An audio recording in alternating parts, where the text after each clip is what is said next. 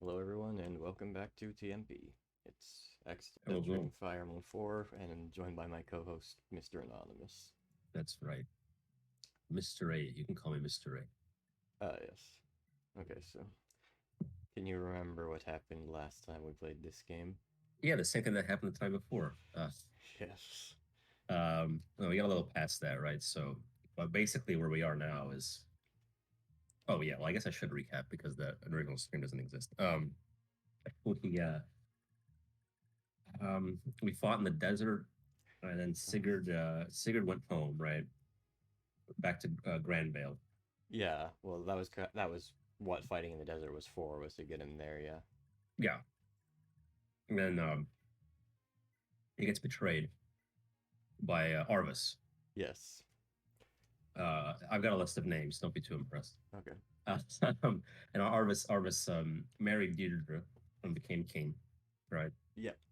And then and he murdered Sigurd. And then we go to the future where Granvale is the big evil empire now. Very Yeah, about 17 years later, I think. 17 years. Okay. And now we're playing as Sigurd's kid, and like the party is his kid and his companions' kids basically. So Yeah. and they're gaining power very quickly through the power of their bloodlines. Yes, and all the nice swag item that we inherited from our Yeah, parents, such as Seliph's Paragon right here, right. or And Arthur's then Arvis and Foresight. Deirdre have had kids as well. Yes, well, we've been introduced to Julia, who, by looking at her blood screen, we've kind Yeah, of deduced is Arvis and Deirdre's daughter. right. Because she's the Naga blood, Yeah, and also right? Which is Fala blood, okay. which is Arvis's part, as opposed to her brother Seliph, who has Nagan Baldo because he is Sigurd's son with Deirdre. Right. Okay. That's kind of what I just about what I remember.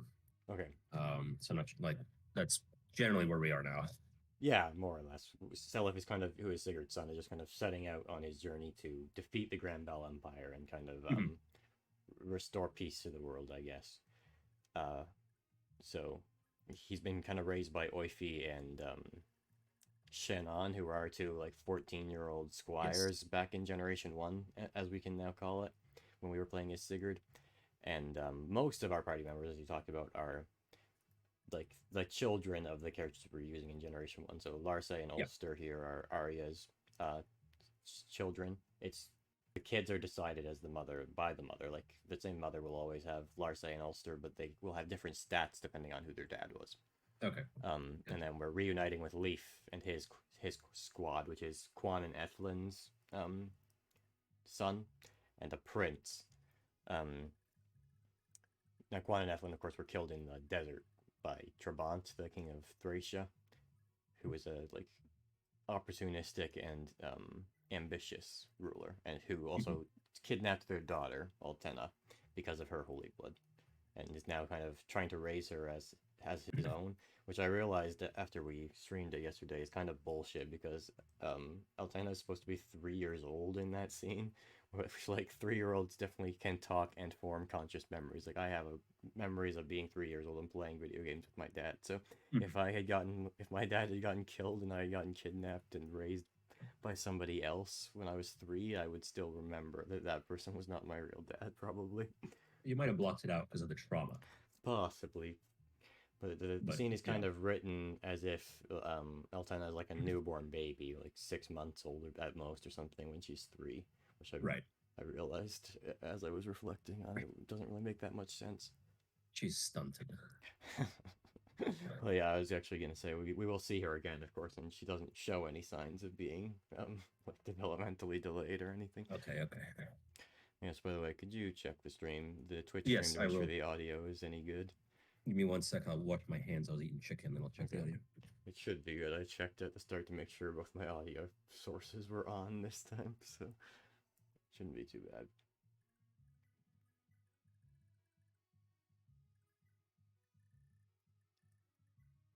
Yes, and I also wanted to talk about go a little bit over the inheritance mechanics because I think I sort of neglected to say one important detail of them, which is that the same sex parent is generally the one that you inherit both your items from and your the majority of your stats.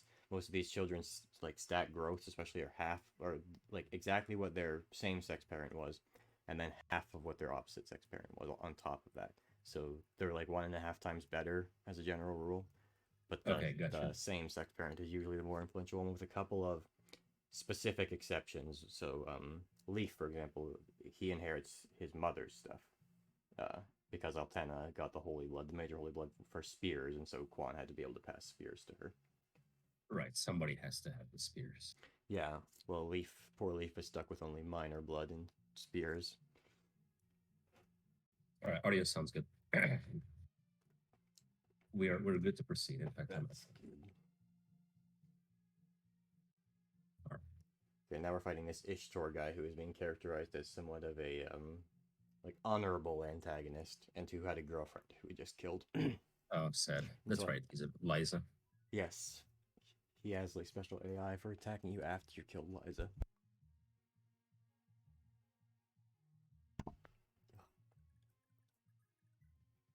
So that's one of the things that's trying to portray a bit more of a sense of moral ambiguity around the politics in this story. Of which another example we saw was, we talked about how Arvis like kind of um, duplicitously took over the kingdom, but with good intentions. He was trying to create a kingdom free of prejudice, I believe is what he said. That's right. Yeah, He said he'd even tolerate the bad guys. yeah, the Lopto Empire. He was definitely Yeah. having a policy of religious tolerance. And I talked about how that ambiguity was undermined somewhat by the like narration immediately saying that he is now a horrible tyrant. But Hmm. to be fair to the game, there was a scene with Lewyn, who's another one of the characters that used to be our like one of our playable party members, and had a Hmm. story arc about being like a irresponsible prince who learned responsibility, Hmm. who learned to go back to his duty as a king. But now he's kind of just a cynical and like destroyed older man because everything went so badly last generation. And he was talking about how the first couple of years after Arvis took over were actually a period of peace and stability in the empire. And it was only once the Lopto cult started to become more influential that things went downhill a little bit. So that there's some ambiguity there at least. It's not like Arvis is 100% treated as a like duplicitous and horrible villain. Right. It's Yeah. mostly the The Lopto game, cult fucking things up for him. it does. If only it didn't have that narration. It's like Blade Runner, the director's cut. You know what I'm talking about? Yeah, Yeah. Or it's like it fucks up its entire ending by having this dumbass narration over it. So that's what it reminds me of. the original theatrical release of Blade Runner also just had like a narration throughout the whole movie that like was studio mandated or something like that as well. So Oh yeah. Blade Runner has a lot of problems with this sort of thing going on, I guess. Yeah. It was like the studio was like, oh, the audience won't get it unless you tell them what's going on. Yeah, And it's classic. like in the ending where the what's his name? Roy Batty gives his whole like, Oh yeah, memorable dialogue monologue, and then immediately Harrison Ford's like, I don't know what he meant by any of that. But it's like, okay. yeah. He just explained his full motivation, but all right. He was basically just reflecting on the nature of morality or mortality, rather. It wasn't that complicated. Yeah, exactly. It's like he said exactly why he did everything he did. But, Thank you for that helpful narration. That yeah, definitely gives that movie one tick on its philosophy it counter. does. It's one of the few, I think, few examples of a director's cut being like way worse than non-director's cuts, because usually that's where the director gets to fight back against the studio and put in more of his artistic vision. I But think the original theatrical release is what Blade Runner fans consider to be the very worst one, but I could be okay, misremembering because there's a bunch of that might be different too. cuts Yeah. to be getting confused about. I think I asked, but it last time I watched Blade Runner, Wally, who of course is an enormous Blade Runner fan, said that it was like fine as long as you watch anything except for the original theatrical release. Okay. Yeah. I can check. It's like negative responses to the previews led to modifications resulting in the U.S. theatrical version, and then positive responses to that pushed the studio to approval from the director's cut. So, which one has the?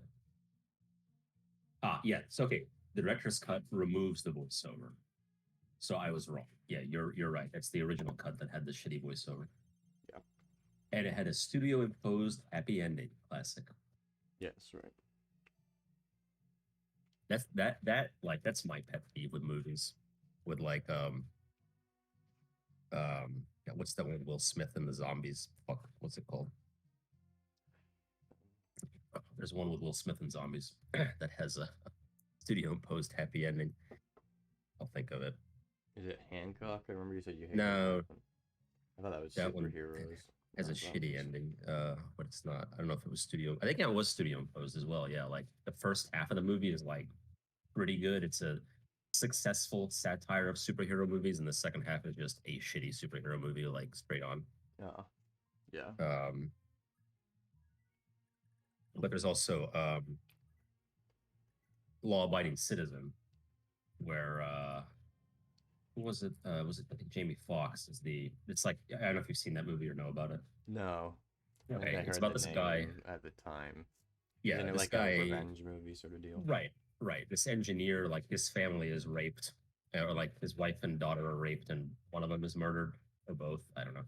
And the guys who did it get off scot free because the court system is corrupt. It's like some bullshit, but you know, it works for the movie. And so he like one of them actually no one of them gets convicted, I guess, and he gets the death sentence. And then the main guy, like fucks with the cocktail of drugs to make his death super painful, and then he kidnaps the other guy and like brutally tortures and murders him, and he's being hunted. Anyway, that's the movie. But Jamie Yeah. Foxx plays like the DA, which is like the good guy, sort of like the antagonist, but he's like the one that's not a killer. Yeah. And originally, I think the law-abiding citizen, the engineer, was supposed to like win and like blow up the courthouse or something. But Jamie Foxx was like, "I won't be in a movie where the bad guy wins." Okay, the Okay. studio changed the ending. Just like you bitch, like Yeah, it's that's someone lame. else. Like I hate when actors pull that kind of shit. Do your job. Not that they shouldn't have some influence, but I think there can be good and bad examples of it. Like I was thinking agreed. about, I heard that Detroit Become Human. The only like decent parts of that were the dynamic between the robot cop and the cynical old cop, human cop who hated robots, and apparently like all the humanizing parts of that were put in by the voice actors and not David Cage. Oh, nice. Yeah. Yeah, I can't. I recently watched a playthrough of Fahrenheit or what Indigo Prophecy. Yeah, For whichever one it is, depending on your region. right. It's that game's a trip, but I definitely wouldn't. Yeah, like David Cage has never come up with like a compelling character. No, all the characters in his fucking games are so generic. I And still like think the really worst, stupid. yeah, I think the worst trait of his characters is probably just the tendency to have people be like ridiculously evil for no fucking reason, and how Yeah, often it happens. There's like 16 different random serial killers working out of their basement in a 5 square mile radius or something in Heavy Rain. It's really yeah. dumb. Indigo Prophecy, the main guy, like he commits a murder that he doesn't remember, and then he's like on the run from the cops, and then like the next morning he wakes up and there's a cop at his door, and the cop's just like, "Let me in," and the guy's like, "Okay." And if you before that you had to have hidden all evidence of like if you have like blood on your clothes or whatever, so because then the cop comes in and he finds it. But the answer is no. Just like tell him no. He can't. Like Yeah, he doesn't have a warrant, so you just say no and he has to leave. Like what the fuck? It's like, oh no, I forgot to hide my bloody shirt, but I had to let the cop in. I think one of the dumbest things, if you think about it, is the motivation of the killer in Heavy Rain, who Yeah, is that's also one of the most absurd examples of like people being ridiculously evil for no reason. Because like his brother drowns while his dad just like watching TV and refusing to help, and then his way of like taking revenge on society or making up for that loss is to just murder other little boys. It's like what? That doesn't make any sense. to test their dads. Yeah, no. Yeah, but still, it's like it's That not happened the to Otacon. His what happened to him? His father drowned. Never mind. The opposite. Different. But anyway, Otacon turned out fine. So, there's no reason for this kind of well, definitely. But like, if he was gonna take revenge for his dad's neglectfulness, you'd think you center it around killing the dads or something instead of punishing other neglected children. Yeah, which like is what kidnap his... the kid and then test the dad, and if the dad fails, you kill the dad. Like it's still kind of stupid, but yeah, it makes way more sense than killing the kid. Yeah. The Will Smith movie was I Am Legend. Oh, okay. I was gonna say that, but it felt too unconfident that even had Will Smith in it. So I guess I should have been You more should have said it. confident. I could only think of the book name of the book, which was the Omega Man. No, Omega Man was the original adaptation of the book, which was Last Man on Earth. I was like, it's not Omega Man, and also, why do I remember that? Not the name of the actual movie. But that movie, like at the end, he like blows himself up. To, or no, what happens? I think it's the opposite. Where like he realizes that the zombies are sentient, and it's actually a happy ending. But then in the movie, I think he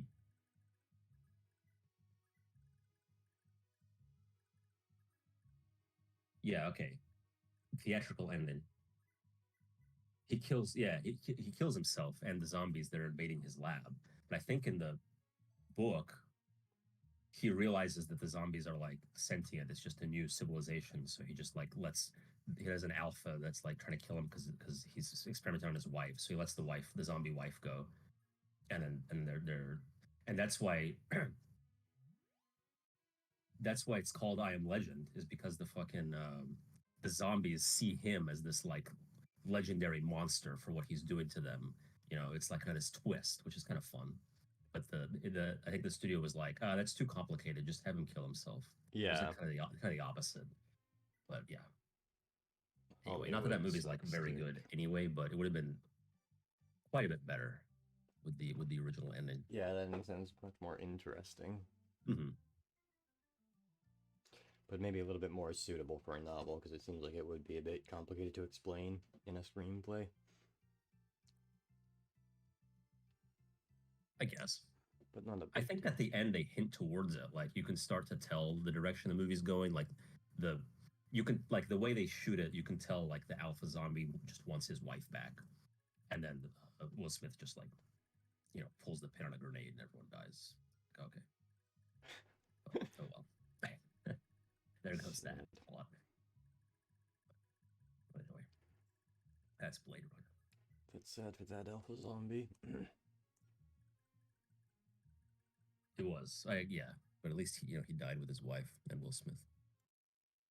I think I just like completely skipped a cutscene because I forgot we were actually streaming. Oh no, Let me do it properly. Let's reload and do it properly. that's fine. Let's see what this cutscene's about.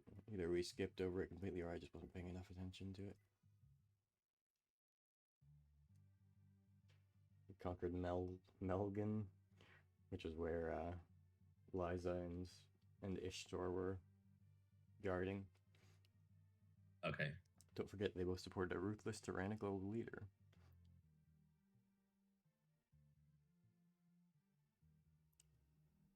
So Seliph is having a little bit of self-doubt now because he killed two guys who seemed alright. Basically, is what we got going on in this cutscene. yeah. It's like this is war. Stop being a pussy. Now we're gonna go to Leinster to rescue Leif. Right.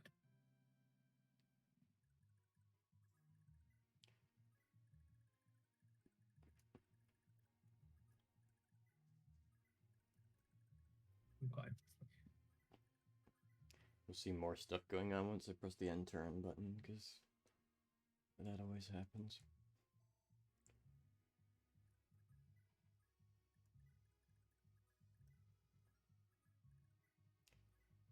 I saw you where you mentioned you had finished the Count of Monte Cristo. I did finish it, yes. Did you like it overall? I did, yeah. Okay. What do you think about the ending? I don't know. Okay. It was fun. I guess when I did feel it was a little bit melodramatic, the whole end storyline where Count of Monte Cristo faked the death of Maximilian's love interest and then like hid that from him for like a month while he was continuously talking about how much he wanted to commit suicide because she was dead. Yeah. Just that he could reveal to him that she was actually alive the whole time. Like he could have done that much earlier, but apparently the whole reason he didn't do it was because he feels that a spirit needs to, like, that somebody needs to know true pain or something like that before they can be worthy of being happy. And so he like bequeaths a lot of his own fortune to Maximilian after he's, I guess, kind of tortured him for a month by making him believe that his wife is or his girlfriend is dead. Yeah, yeah, yeah. So I thought that was kind of strange. It was. It was kind of weird. And then like, was it? Was it? It was Danglars. He had it in Italy, right? Yeah. So the account after that kid gets killed because of his scheming, which he didn't want to happen, he like realizes he shouldn't be. He's not the hand of God, which is what he kept kind of pretending he was. That's right. He was like And a holy spirit of holy vengeance. yes, and so he like lets Danglars off, taking $5 million from him, but it was because he stole it from a hospital. Yeah, So that's the right.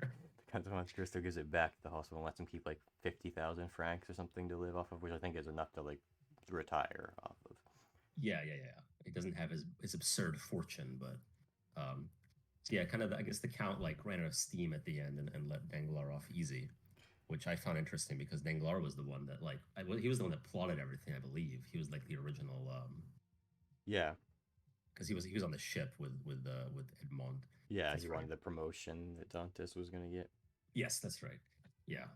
So I guess that's a lesson in forgiveness in the end. But I thought it was interesting. I guess I did like the fact that like after all that, like it's just been so long that Mercedes like had a pretty happy life, and so when he causes like the ruination of her new family, they don't just like get back together like nothing happened. I thought that was like That's a good. little bit of Yeah, a twist and probably a realistic take on what would happen. They're kind of both like damaged people now that need to move on. Um, Instead, he sails off into the sunset with his slave. yeah. His slave slash daughter slash GF. Yeah, that was weird. Like the slave thing, whatever. Like she's definitely with him willingly, but Uh, I did feel like it was more of a father daughter relationship. I think that's definitely how Dantes viewed it. Okay,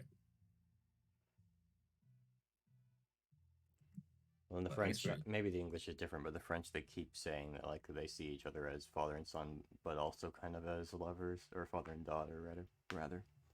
yeah.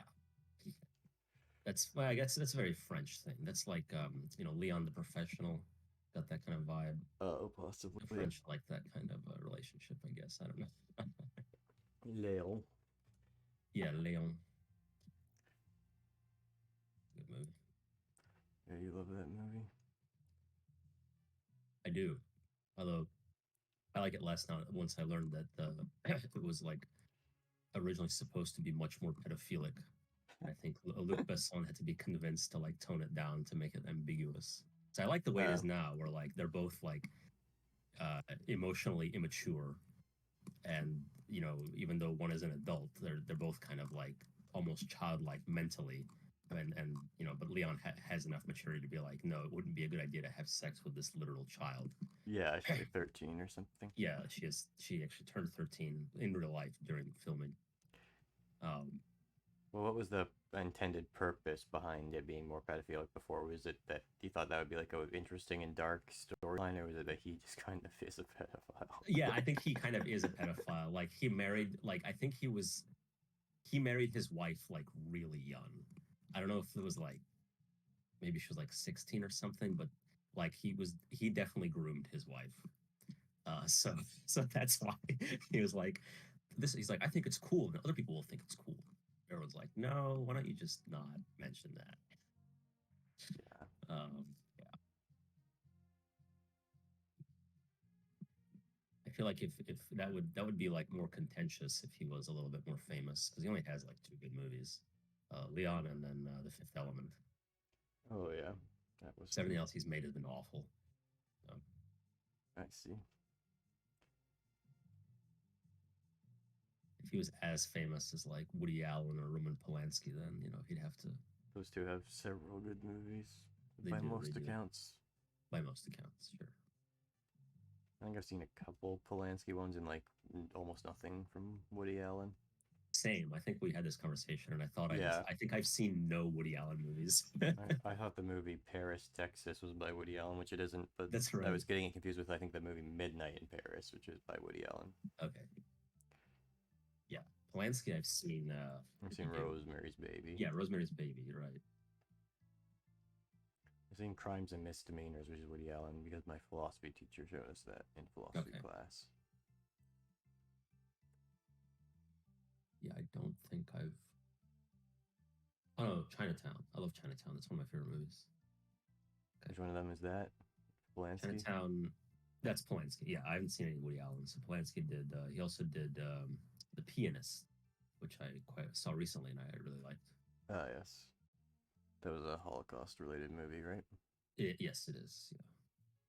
Yeah. So Aeris has just forced himself into our party. He just kind of joined. So what's happened was he was friends with Lewyn, who's a dancer at the castle that we're gonna have to invade next, Darna, and then the king there was like, I don't know, abusing Lewyn, or trying to anyways, and so Aeris betrayed that army and is now gonna fight for us instead. Sure. And he is Eldigan's son and is basically just one of those children characters with the exact same thing as his dad. So you may remember that we faced off with Eldigan and tried to avoid him by talking to him instead because he was too badass with his legendary sword. And so now we get the privilege of being able to use that sword. We actually have all of the legendary swords are on the good guy side because the sword is such a noble weapon, I think. So we'll yeah, what's the sword called? There was one that had like a Gaelic or Celtic name. Well, there's turfing, which I think is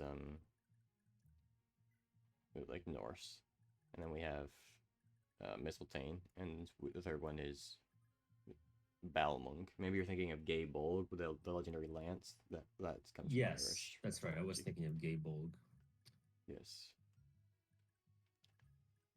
Which was so I learned recently from playing Smite. There's a character in Smite, Cuchulainn. Yes. Who was the wielder of Gae Bolg. Yes. He also has a representation in the Fate franchise. Oh, okay, cool. Yes, the Hound of Ulster. Is that what they call him? It is because he killed Cuchulainn, a smith named Cuchulainn. He killed his fierce guard dog in self-defense, and then offered to take its place because he felt bad, I guess. So that he became known as the Hound of Cuchulainn. That's why. And Hound is Cu, so Cuchulainn. There you go. Wow, that was an Irish language lesson. I wasn't expecting that. You're welcome. Right here off of Wikipedia. Now, I was thinking about the three categories of anime. This is something I've come up with. Okay. So there's dog shit. That's the first category of anime, of course, which is anything that's like heavily based around booby physics. Or anything you don't like. Yeah. Anything that's heavily based around booby physics and like pandering to the otaku demographic and the same cringe ass like romantic relationship dynamics about that happen in every anime, like the accidental boob grab and all that kind of shit. Anything that's heavily based around that is dog shit anime. Okay. And some other stuff too, like pupa or whatever, I guess would fit into dog shit over these three categories. Sure. And then there's like mainstream good, I guess is a way to express this, which would be Full Metal Alchemist is the king of this. And you know, Naruto and Bleach and Demon Slayer and Attack on Titan and even Sword Art Online. Sword Art Online is there's some that bridge the gaps between two categories. So Sword Art Online bridges the gap between dog shit and mainstream good to some extent. Yeah. And then there's snob anime as a third category, which is stuff like Senso-sama Bum Buns. I would clearly be in this one, and Angel's Egg and all that kind of stuff. So Evangelion is an example of one that kind of bridges the gap between mainstream good and snob anime, because it's very well established among snobs now. Yeah, but then like, what if what if an anime isn't mainstream good but not dog shit either, right? Does it automatically become snob anime? No. I mean, I guess maybe there is a fourth category of like just mediocre. Okay, yeah, just it's unheard of But because it's not good. I think the reason that dog shit is the main category instead of just mediocrity is because like a lot of people are basically embarrassed to admit they like anime because a lot of anime is really Oh, cringe. sure, yeah. Okay, I mean that makes sense.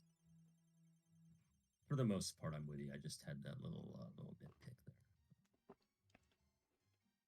Well, there are certain anime that like out of these categories would fit into the second one, the mainstream good category, but that I also don't think are actually good. Like Code Geass is like this. I think Code Geass is really stupid. Okay. I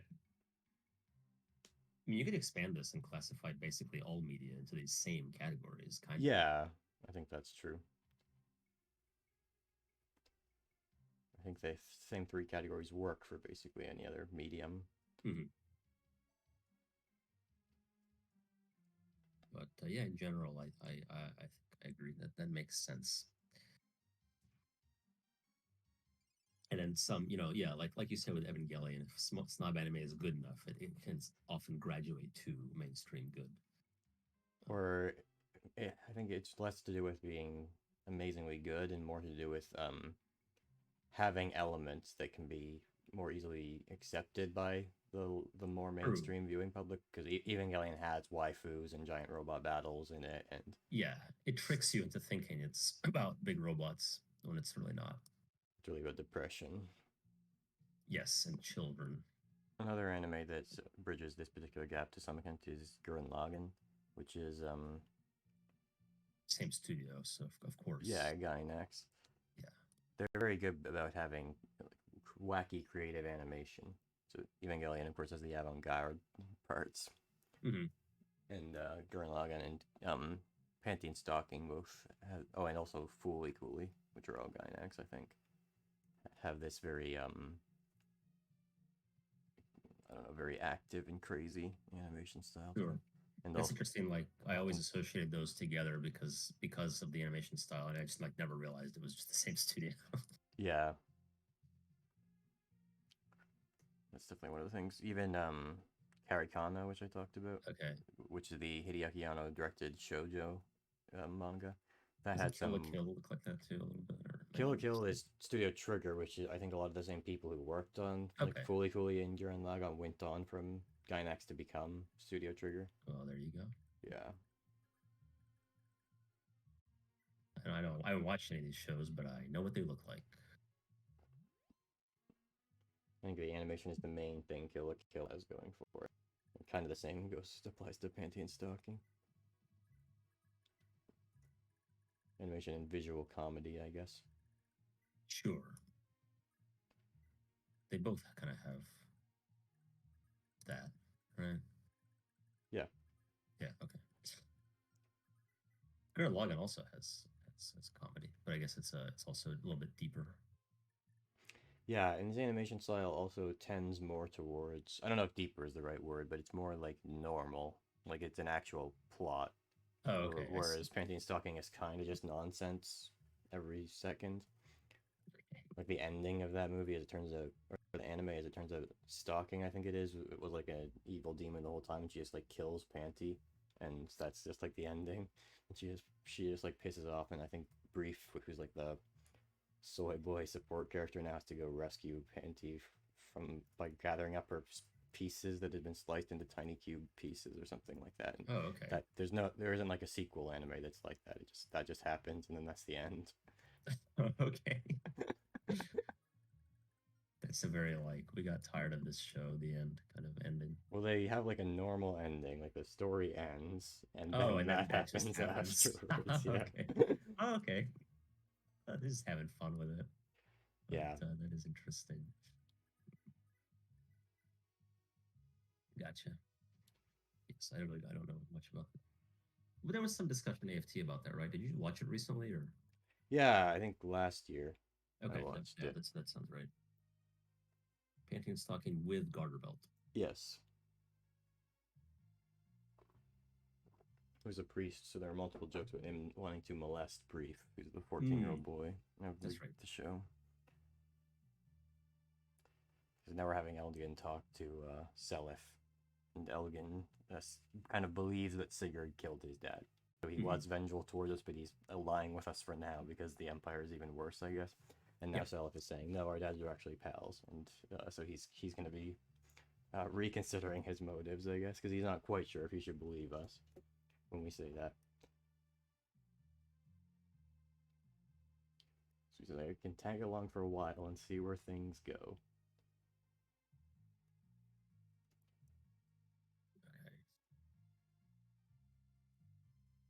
But Seliph thinks that their dads would both be very happy that they met like this. That's right. You can feel it in his blood. Yes, he searches his feelings. He knows it to be true. Yes. And also, I showed off a kind of funny strategy that you can do in a lot of Fire Emblem games using Julia this time, who has that Nosferatu tome, which leeches HP, as it tells us here. So what you do is you can like tank with the Nosferatu, where you get hit and lose most of your health, but then you counterattack with Nosferatu and restore all of your health back. So she has very low defense, but she does have enough magic to pull off this strategy. And we showed it off for a bit there. Okay.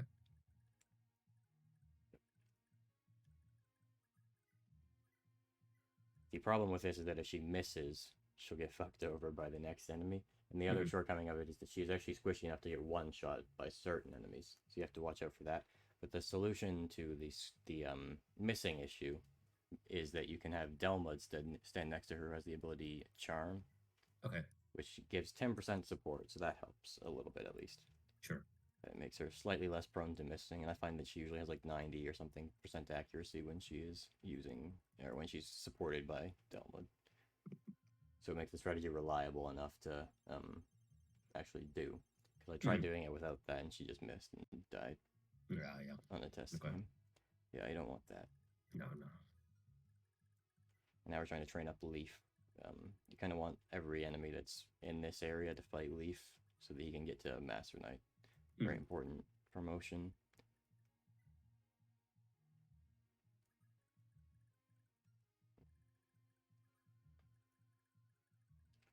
Maybe we should do that. We can start classifying games when we finish them into mainstream good or dog shit or snob. Okay, yeah. I think Nier Automata could be considered to be one that somewhat bridges the gap between mainstream good and snob. Yeah, I feel like maybe Yokotaro's older games are like only in the snob category. Between snob and dog shit. Yeah, actually, that's true. it's a the circle, rarest, actually. the rarest combination is dog shit and snob, I think. But actually, Drakengard 1 is a good example of that. Yeah.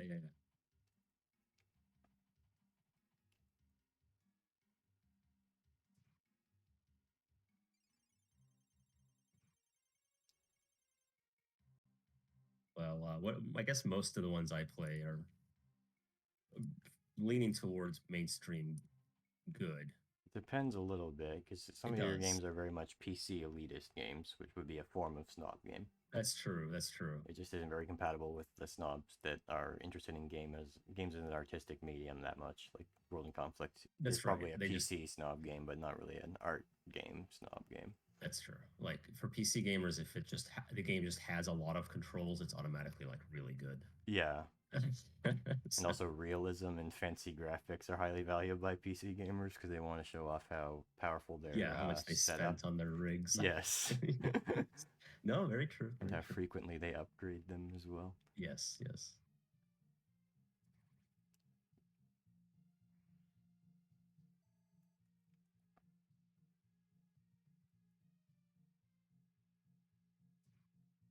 I'm trying to think of like what like older JRPGs or like tactics games like this would probably be more like, they're not dog shit. They're probably more snob because people these days wouldn't play this, but it's historical. It's definitely not mainstream good, this game. No. One of the other two. This game could even be argued, although it's a tougher argument to make, but it could be argued to be another game that bridges the gap between snob and dog shit, because it does have some pretty questionable game design decisions in it. Yeah. So among the Fire Emblem fandom, there are some, I suppose you would say, contrarian, because there's, at least back in the day, it used to generally be regarded as one of the best, if not the best, Fire Emblem games. Mainly for the story. It does have one of the best, if not the best, Fire Emblem stories. Okay. But it also has this very questionable game design decisions to it that can really make it like people who are heavily gameplay focused will not really love this one that much. Yeah. The sequel Thracia somewhat does a better job of having a good balance of being good in both respects. Mhm. I was thinking like Dragon Quest. That's definitely like between snob and dog shit. Like it's definitely not mainstream at all. The original one, yeah, definitely. Yeah, the original one. Not the new ones are definitely definitely mainstream. I guess the series has always been mainstream, but the old ones are no longer. Especially in Japan, it's super mainstream. Right, right. We can't do that. There's a little trick you can do in this game that's particularly useful for this section where you're trying to train Leif. And I should have done it earlier on at the start, which is that if you're fighting a squad of enemies like the knight or the group of knights that we see here, if you weaken the boss, they will retreat back to their castle and then come back with a whole new squad. Like they'll replace all their underlings. So if we weaken this captain and get him to run away, we can get him to spawn a whole bunch of more knights for Leif to kill and get experience. And that would have been especially good to do at the start of the chapter when we fought the first formation like this, because Leif actually spent a whole bunch of time just kind of waiting around for me to seize enough castles for enemies to spawn in his section of the map again. Okay. Which would not have been necessary if I had been grinding by exploiting this mechanic the whole time. Sure. So hopefully we can do it right. I'm not quite sure what the health threshold is for the general to retreat, because if we kill him, we can't do this anymore. Oh, okay. Got it. So carefully balanced. Yes, Leif's section down here is one of the trickier parts of the game because he's kind of getting chased down slowly by a large group of mages, which his group can't really deal with very well. And so if they catch up too much and I don't have backup there in time, he'll probably... I got it like into a checkmate scenario where I couldn't save them at all when I was playing my test game earlier. But then I found that you can use hit and run tactics with Finn to whittle down the mages as they're approaching you. Okay. So that's the best. That will help if we can do that. And that will generally be the outline of the strategy. Sure.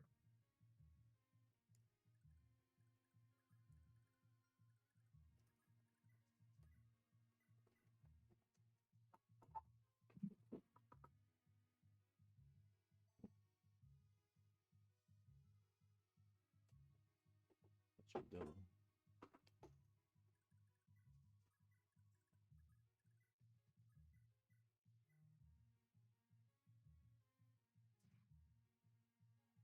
Since we're not going to be playing Nier again for a while, I thought about using this stream to do my predictions for the rest of the story. Oh, okay, that'd be fun. Yeah. Yes. I just have to be very careful about not, like, very obviously telling you what's going to happen, even though like I don't say it. I feel like I like get away by my reactions. So I have to Possibly be careful. But that sounds like fun. Okay, so I haven't looked at anything up since we last played, but I did, except for one thing. I looked up why not A2 killed the baby. Apparently, she really doesn't like the robots, and that's why. Yeah, that's it. Yeah, that's the only thing. I also was like, I'm pretty sure there isn't a big like reason behind it, but yeah, it just seemed so odd to me that she felt the need to do that. But yeah, she just really doesn't like the robots. She just really doesn't. Apparently, she had a bit of an internal struggle around it. Yes. There's we'll find out about extended material around it where she's like, she has to keep repeating to herself in her head that the robots are the enemy as she's killing the baby to get herself to do it. Right. So these are somewhat based on like vague things I've heard from about Nier before. So we heard about like replicants and gestalt, which is a way of transferring the soul into another body. So my one prediction is that the androids will turn out to be a continuation of that, and to be a 9S, and everyone all have a human soul in them. Okay. And then my other prediction is 9S will be the final boss, because we found out he just saw, like, he thinks A2 killed 2B now. 9S will be the final boss, and the story choice that we have coming up that is ending C or D is if we spare or kill 9S at the end. Okay. And then as a bonus prediction, sparing him constitutes like allowing him to kill A2. And so we can only have one android alive at the end, and we get to pick if it's 9S or A2. Gotcha. And then we'll have a very depressing Yokotaro downer type of ending. Yeah, that's a pretty good prediction. A downer ending. That's Yeah. but okay, all right. These are all like well reasoned. Sure is. We even sort of saw sort of a parallelism between 9S's desire for revenge versus Eve's. So I was wondering if, as I guess a further prediction to do, we'll get into an idea of him having like when he became Alphonse from Full Metal Alchemist, he was like hooked into the robot um system or whatever. So maybe he like inherited part of Eve's mind from that. Okay. Because that kind of happens, from our understanding. That's what happened to A2. She got the sword that has 2B's memories in it, so she's now like in some way part 2B consciousness, or has 2B's memories, I guess is what it is. Yeah. And therefore, and then cuts her hair to look more like 2B's to reinforce that connection. Right. Yeah, I don't. I guess I was never clear if like how the memories got transferred. I guess it could be the sword or it could be the pod. She got to be's pod. Not that it matters, but I thought I it just was you the saying that sword I was because she like, oh, like I never thought slams the about that. sword into the ground and then says, "These are my memories." True, yeah, she does. I guess I just thought it was like a symbolic sword slam, but that does make more sense the way you're thinking about it. Yeah, it doesn't really matter that much, except that we now know that she has 2B's memories. Yeah. So that also kind of answered my question about what the baby was like, because we found out he had the king's memories, so probably like the consciousness of a baby, but with the memory of a king, as opposed to I was wondering if it was just like the king's entire consciousness was now in that baby, and the baby itself got like overwritten. But probably not that one. Probably more like what's going on with A2 these days. Right. And I have no idea what the big pyramid structure that we saw at the end is supposed to be all about. That's going to be completely shown later, I think. That thing's interesting because it really is like it's just like there's no foreshadowing to it. There's nothing to do with that in the first two endings. It's just like completely new. So yeah, we will find out about that. But all right, I like your predictions. We'll find out about them. Yeah, I thought it would be more fun to go for a slightly more wild prediction with the 9S final boss thing. Just to that's a good. The game is definitely you know going towards something there. Hold on a sec. Someone's at the door. Okay.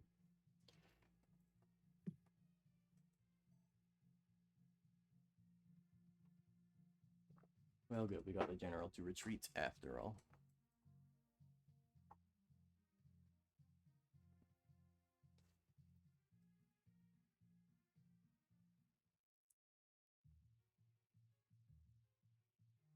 I fell her for Mr. A3 section of the stream, but I'm not sure if I should use it now. I'm not sure it will take long enough for him to answer the door.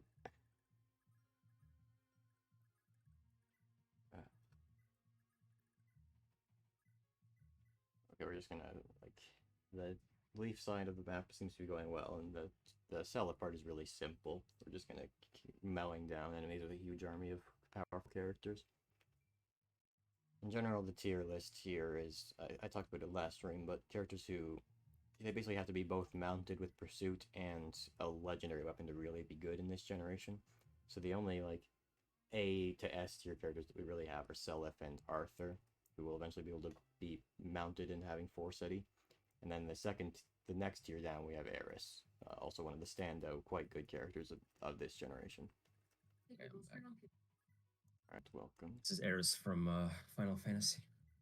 Yeah, maybe it's more pronounced like Aeris, I'm not quite sure. Okay. So I guess it probably would be. Because R is a Japanese mora. Ah, yes. I don't think air is. Maybe you can spell it out of other ones. Yeah, good. I wonder how Aerith's name is spelled. Cloud's name is spelled as Kurao, though, we know that. Right, you can hers is Aerisu in Japanese. Okay. Last name is Gainsborough, which I never knew. Yeah. Gainsborough. Did they ever say that in the game? I don't think so. Okay. Did they ever say anyone's last name in the game? Yeah, you're right. I don't know. Oh, Clouds is Strife. That's a well-known yeah, yeah, that's right. Final Fantasy last name. I think, yeah, most Final Fantasy characters all have last names, but oftentimes they're not said in the game. Final Fantasy Tactics, the last names are said because it's like um, feudal nobility is very important to that game. So the fact that Ramza is a Beowulf is a significantly important part of his story. Right. Like I'm, Yeah, it is. It is Aerisu, something yeah, like that. yeah, because Japanese is composed. It doesn't have single letters like our language. It has mora, which are usually two letters, which is like a syllable Okay. but not quite the same thing. And each kana represents a mora. So there's like a kana for wa and kana for way and so on. Yeah, yeah, yeah. All languages Which is have how you get things like kuraudo and wafaru and so on. Is that's the closest. yes, all those amusing names. The closest you can spell to those actual names that the mora that exist in Japanese. It's a very limited language in that way. It's kind of weird. It has a lot of limitations in it, I guess is what I should say. True, but It's a weird thing to so wrap your head around when you are used to English, I guess I mean. yeah. Well, I've been playing Total War Three Kingdoms, which I'm really enjoying more than I expected because that game was kind of canned after nobody bought the DLC. Oh. Um, but it's it's Chinese, China, and so like it shows the English language's inability to mimic Chinese pronunciation, Yeah. because like I'll read like someone's name and like think it's pronounced one way and it's like completely different. And I guess there you could have like there's a guy, his name is Cao, so it looks like cow cow, but it's Cao Cao. Why couldn't they Hmm. do Tsao? Why is it a C? It's like telling me to pronounce it wrong. So I Yeah. guess it could be better. Sometimes it has to do with the romanization being wrong, and sometimes it has to do with Yeah, that's true. sounds Like that whoever don't originally exist in did the English. romanization like fucked up. That happens with Japanese, I know. Yeah. But So there are examples of sounds that exist in the Japanese language that don't quite exist in English, like the K/R sound that we see in Akira and Sadako, which yeah, and like Japanese L is, well, yeah, in Korean as well. Maybe Chinese, I don't know. Is like the reason people get the L and R confused is because in Japanese it's kind of in between the way you pronounce it almost, depending on where it is exactly. I thought it was that Japanese just doesn't have the L sound in it. Yeah, but it's like even I think their R sound has a bit of a lilt to it at times, so it's a little close. But there is that, yeah. And the English R is like pretty close to an L, like where you put your tongue. So Mm. it's hard to quite get if you're not used to it. A very prominent example of the same thing is the French R sound not existing in English, and therefore Oh yes, one of the big challenges of for every French learner is learning to say that sound. yep, It's very prominent in the French language, after all. it is. It's in like every word. Yeah, the English is kind of characterized by the S sound being very prominent, and French is characterized by the French R sound being very prominent, Yeah, that's true at least to some extent. to some extent. You ever watch like there's like videos out there of like people, at least like well, at least there are at least two videos of people speaking using English phonemes but no English words. So it sounds like English, but you can't understand anything. It's very Oh odd. yeah, I've seen a video like that where a guy did a bunch of different languages like that. It was Oh, like okay. That what sounds fun. different languages sound like to like non-native speakers. Yeah, yeah. It sounds fun. I haven't seen that. Look it up. Yeah, I thought it was kind of funny. Yeah. I thought both of the languages that I kind of know and the languages that I don't know at all, I was like, yep, that sounds like that language. So I Yep. feel like you did a good job. Yeah. That's what those guys sound like to me.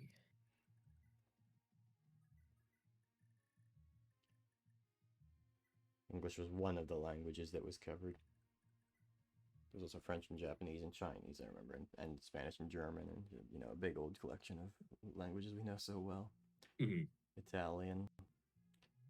There's also the sequence in Family Guy where Peter thinks that he is speaking Italian, but he's just making like stereotypical Italian sounding noises. Yeah, yeah.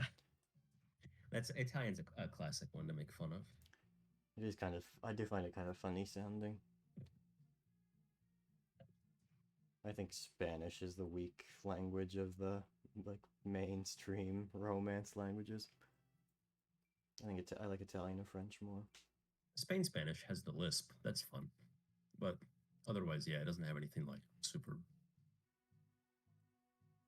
like fun about it to non-Spanish speakers, I guess. Spanish speakers seem to find it very fun, though. At least they love it. Yeah, it's their favorite thing. At least the ones I've met. Right. Very enthusiastic about the Spanish language. You know, Quebecois are very passionate about French. I think actual French people are a little more chill about it. Maybe, yeah. That's their identity, Quebecois. That makes sense. Yeah. Like just how French they are. French people don't have to worry about how French they are because they're always 100% French. True. But the Quebecois people have to really convince you. That's how I interpret it, at least. Maybe. They're worried about being confused for dirty Anglo-Canadians. We're basically, as I always lament, one step removed from being Americans, which is the worst thing you can be, of course. Right. The worst thing you can be is close to an American without even actually being one. Oh, yeah. That benefit. Yeah. Very true. That is the worst.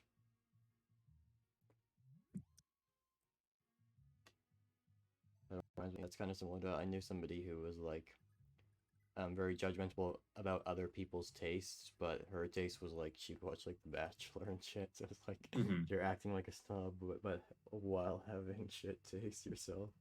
Well, you're not. Yeah, you're only pretending to be a snob. You're not even a real snob. You have like the bad part of the snob, which is the judgment of everyone else's things they like, but without the actual like good taste part. Right. Yeah. Yep. So it's the worst of both worlds.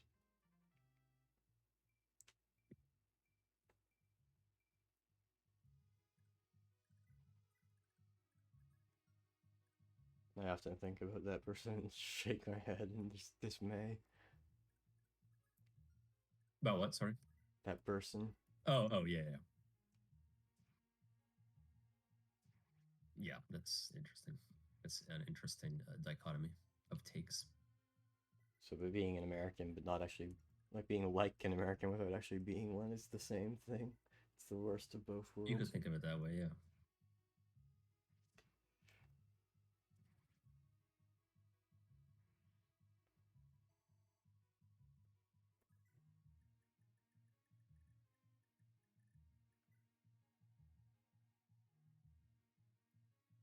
So we talked about the Count of Monte Cristo. A little bit.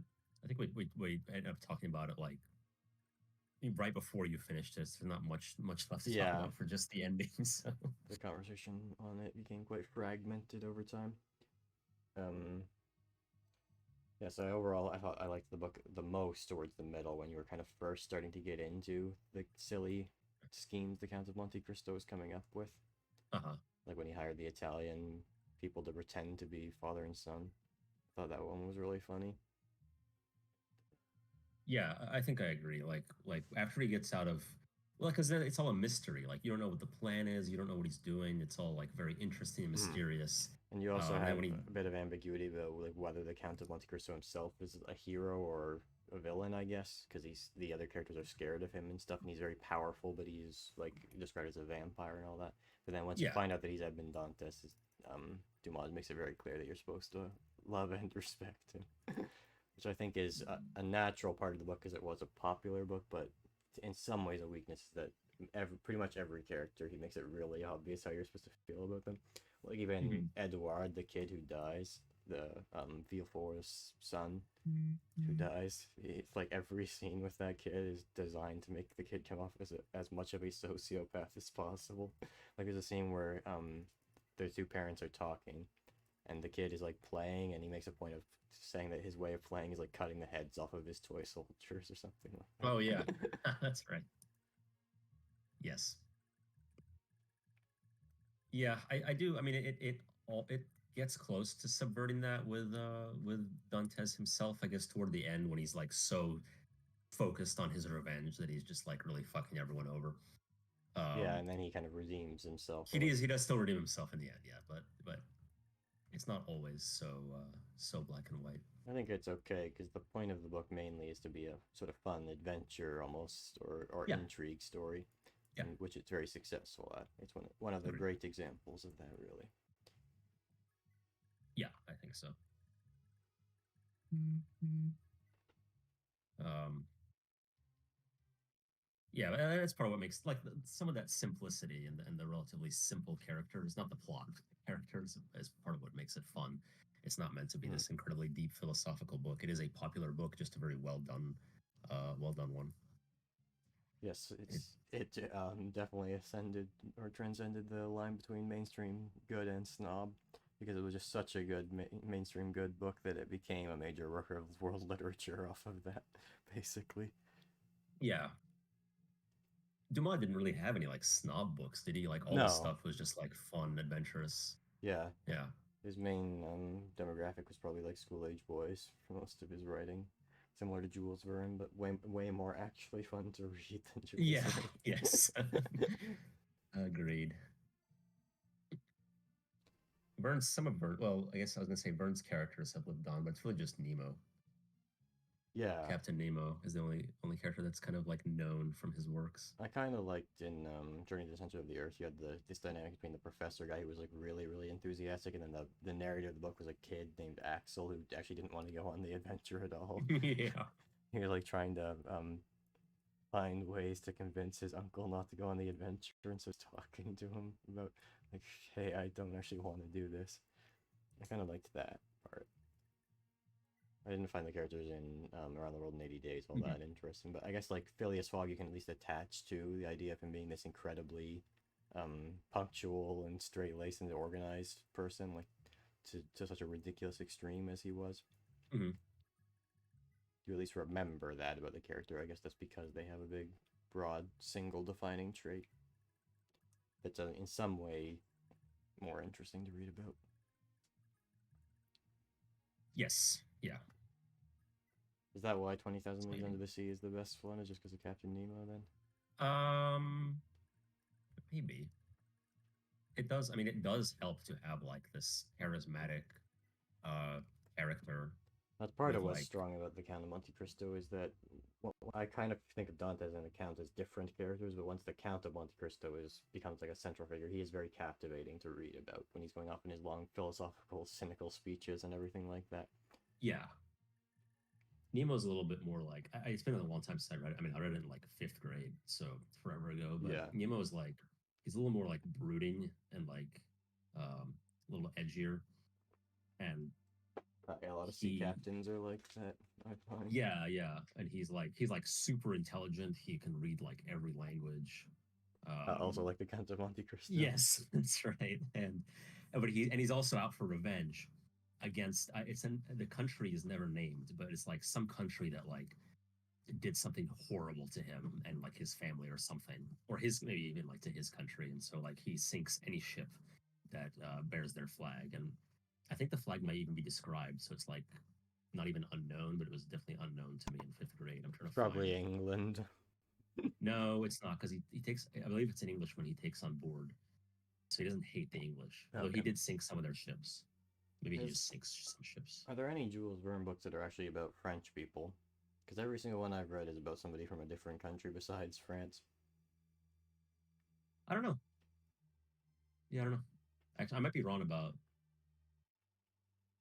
Oh, it's Professor Pierre Aronnax, so he's French, actually, not English. Oh, okay. There we go. We finally found one. Yep. We found a Frenchman in a Jules Verne book. Oh, no, it is. Yeah, you're completely right. It is the British Empire, because he's the son of a...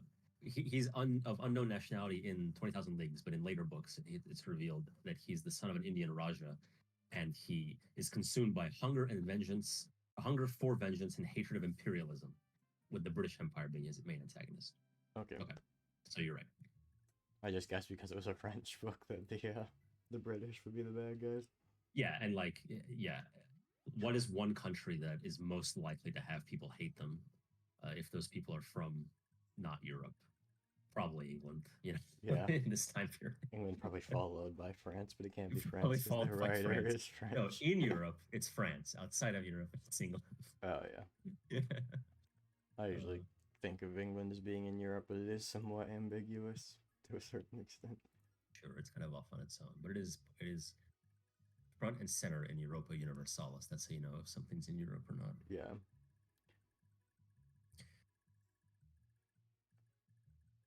And even more front and center in Vicky 2, which is That's also right. a little bit Eurocentric, more Eurocentric than Vicky 3 because you can play as the African countries in that one.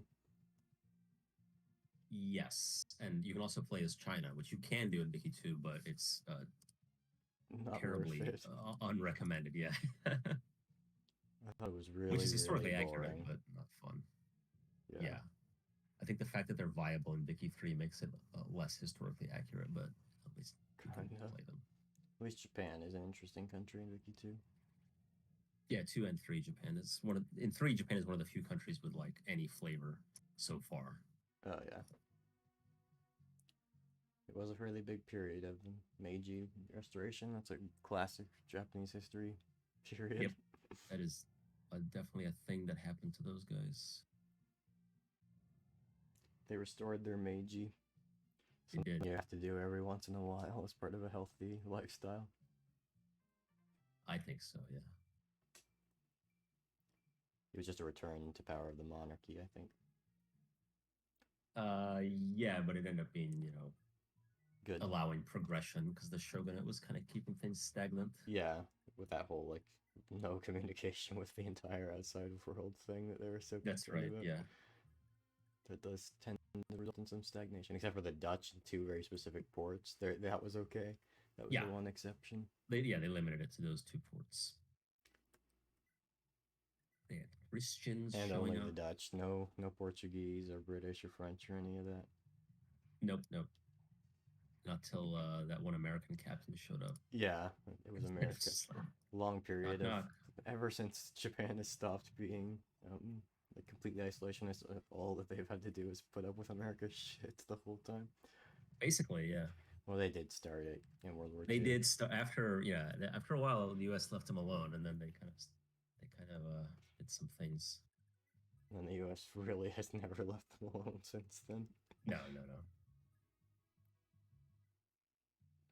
But they like it, or most of them do. There are some that don't, but yeah, they kind of need help against their neighbors. There's a like very very visible increase in popularity of pacifist belief system after America puts in the new constitution to Japan. Yeah, so a lot of people like. Sorry, I gotta take a quick break. Okay.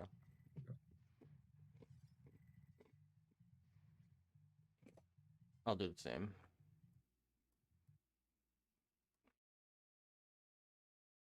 I am back. We're training Julia in the arena. She can win the first few battles pretty easily with Nosferatu, but when she gets the Myrmidon, she gets like a really bad matchup. Because she can't hit him for shit. And she's slower. A lot of characters can't really beat the Myrmidon in the arena, so we'll show what happens when she tries. Yeah. That was actually a coin flip. She had somewhat of a chance to win. Oh yeah, Aeris has to visit here to get lean out.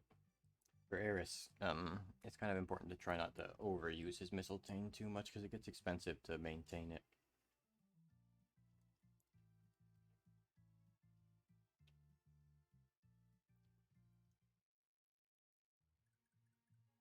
I always forget you bring lean out. Let's have him fight the arena too. Just power through it.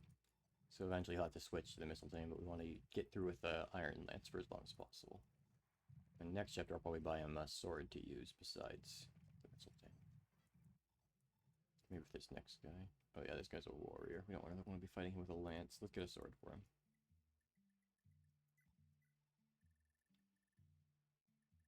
Not the best sword options on hand here. We'll get the iron sword.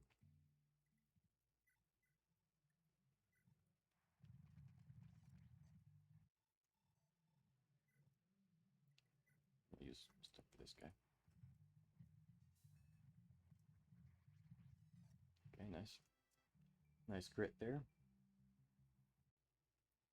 All right, I'm back, but I might have to actually leave entirely soon. Got a little bit of a family situation. I see.